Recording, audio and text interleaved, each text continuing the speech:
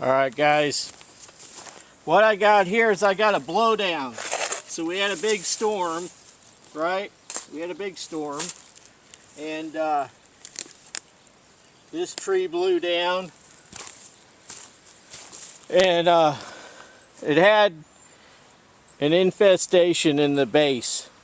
So looks like it had carpenter ants in there. So I put some stuff around it a couple weeks ago, and I'm going to go ahead and I'm going to smoke the base of this. I'm going to use a bee smoker, and I'm going to smoke the base and see if any insects come out. Alright? So that's what we're going to do. Because insects do not like smoke. Alright? Let's go ahead and zoom in. I got earplugs in, so I may be talking a little loud. Smoke this sucker a bit, see what happens.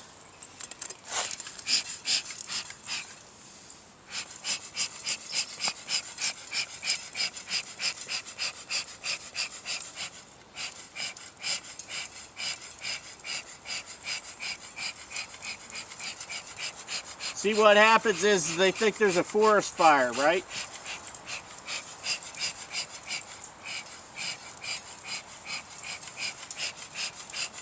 Insects do not like smoke.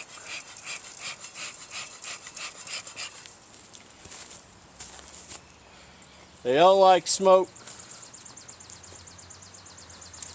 Seen a couple ants there. There's one.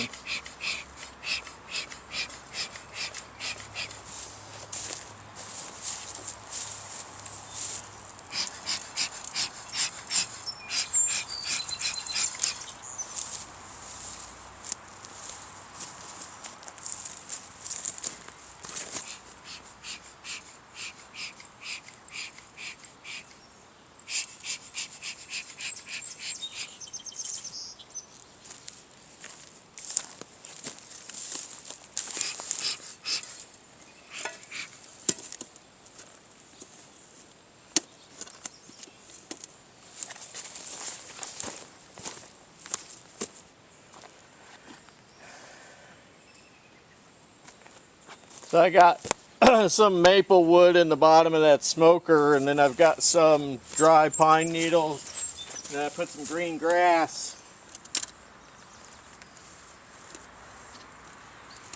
Gives you a lot of smoke.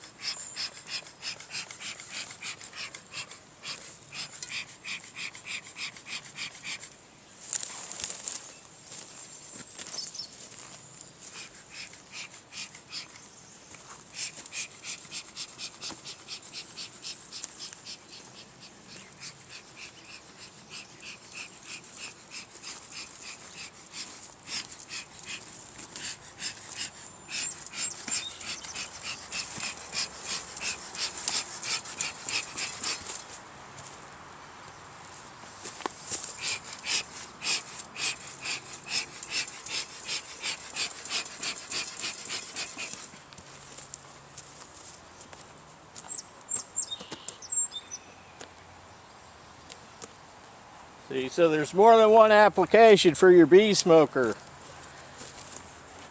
Smoke stuff out, right? Now, I don't really see anything. I saw a couple ants, but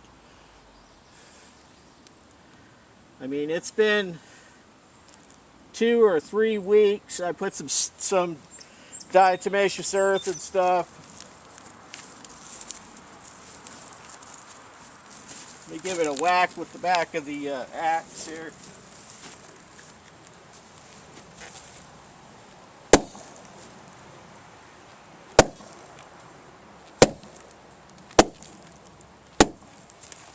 Right. what we're doing is we're trying to aggravate anything that's on the inside. Aggravate anything inside there.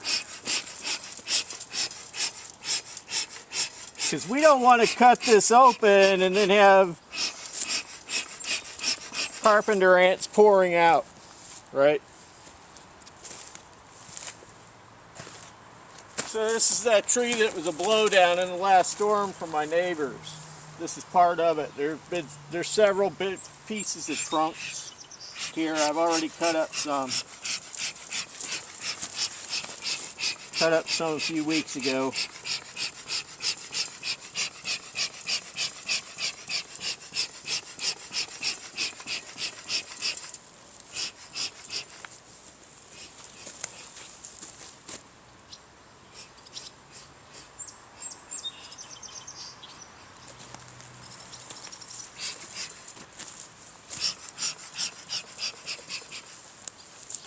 Alright, so far it doesn't look like anything serious is going on now. So I'm gonna go ahead and put away that smoker for a second. We're gonna get the chainsaw up and running.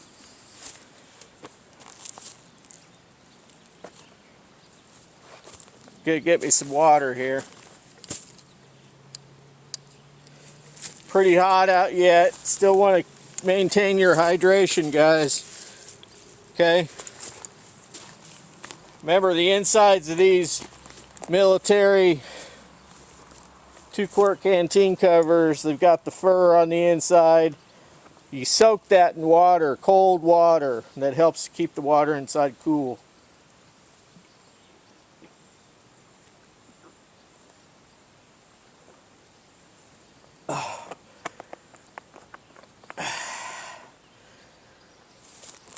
That tastes good. Cold water. Alright.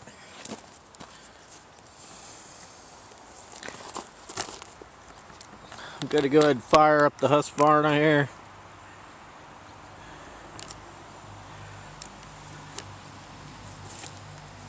Alright, so I'm going to turn you around.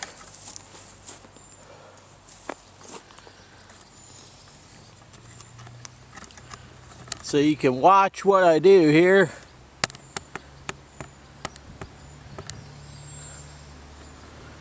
Alright. That's wood I cut up a couple weeks ago. Alright. So this is a Husqvarna 562 XP. Right, and I clean it up every now and then. Make sure it's looking good, clean. I'm going to pull that back. That's your brake. There's a cut in there from one of my axes. I got real sharp and I was working and I accidentally kicked the axe and it chopped in half. Not quite in half, but mostly. Alright, so these got a primer here. You just want to make sure you can see fuel up in that bubble. Alright. And then you're going to go ahead, turn it to choke. And you'll pull it until it tries to start. Alright. The way I do is I put this between my back of my knee and the front of my knee. Whoops. Decompression. Alright. Now it started to start. So that did pop out. I'm going to take the choke off.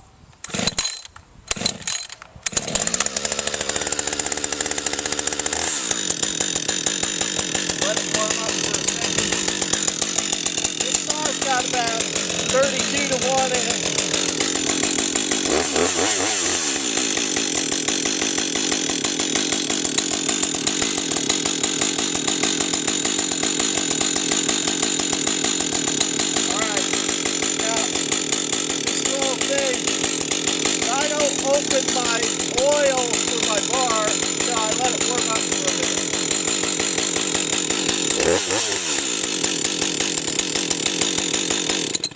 Alright, so now I've let it warm up for a bit, for about a minute or two, and then I should have a screwdriver here. Better have a screwdriver here. Thought I brought it out with me. There it is. You know, that's what happens when you get older. You put something in your pockets and you forget which pocket you put it in. Anyway, the scrunch is really a bit too large for the oil screw, which is right here. So I shut my oil screw when I'm not using the saw.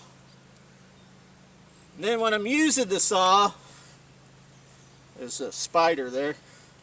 When I'm using the saw, I go ahead and open it up all the way. Now I'm going to go ahead and start it. Okay. Go ahead. Start it, right? But since I've already started warming it up a little bit, I don't have to do the choke. Okay. If you want to, you can hit that decompression valve. It's up to you. There you go.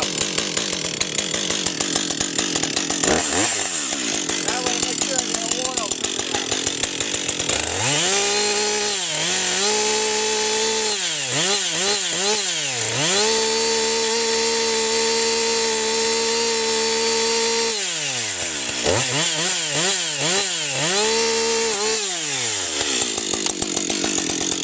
Got oil coming out the end of the bar.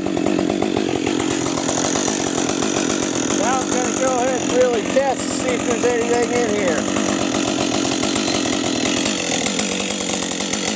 We're going to go ahead and do a little cut. Right there.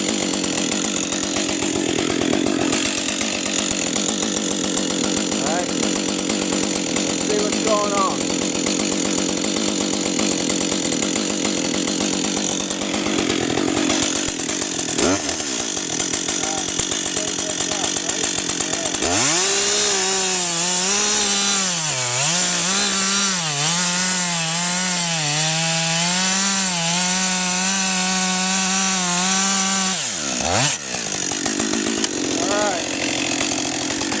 That thing were full of ants, they would be pouring out right now. But it's not. So it must mean that I got it. That was like 2-3 weeks ago. Put all that Diatomaceous Earth and everything around there. And I put just a little bit of bait. Get them to wash through the Diatomaceous Earth. So I put just a little bit of ant bait. Just a little bit to get them to come and walk through the Diatomaceous Earth. They all walked through the Diatomaceous Earth. They got the food, went back in. Yeah, there you go. Now, when I was younger, I used to use a product called a timber jack. I don't have one right now, so I got this long steel breaker bar. All right, so I'm going to get myself a new timber jack because I'm going to start working a lot on cutting the trees around here. So I'm going to get me a new timber jack, and what a timber jack is it's basically a PV. If you don't know what a PV is, just look it up, P-E-A-V-E-Y. Get myself a timber jack, which is basically a PV with a little stand on it, and it helps you to get the log up so you could go ahead and buck it instead of being on the ground. Because just like with your knives, you don't want to put your cutting mechanism into the dirt, because dirt has rock and will dull your edge. Guys, we'll come back in another video. I'll see you there.